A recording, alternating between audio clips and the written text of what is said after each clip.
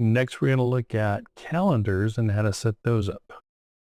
So when we think about calendars, it is when we are going to be open for business, when we're going to do transactions. What shifts do we need to do? Are we going to work 5 days a week? Are we going to work 4 10s? The shifts and the workday patterns go into the calendar schedule, and then we can define our exceptions like days off, Christmas break, or holiday breaks, all the holidays in general. When you're defining calendars, you need a start date, end date. It's generally a good idea to start it on a Monday. Your workday pattern will then flush out the days of the week that you are going to be working. So generally it's 2 on or 5 on, 2 off. Start on a Monday, works out pretty well that way. You can have different shifts within a calendar. So you've got flexibility there if you want to put in 12-hour shifts, whatever. You can have multiple shifts within the calendar. You can define your quarter types. Generally, it's 4-4-5 or 4-5-4. A couple of good GM motors right there. There's a couple of different types. There's duration shift type, which is used in situation where the start time and the end time aren't fixed, but where only the available time being worked or not worked on a given day is fixed.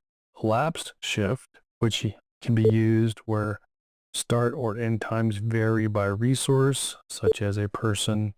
And then the one we generally use in the SCM application, which is a time-based calendar, and it contains a specific start date and end date, which you should make way out in the future. And a couple other things to remember is calendars are global and can be shared. Generally speaking, you want to use them probably regionally.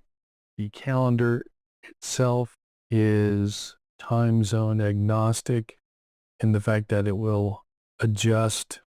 Like the example here on the slide, if you have a warehouse in New York, one in Dublin, one in California, they can all share the same calendar and it will adjust to the local start time, which is nice.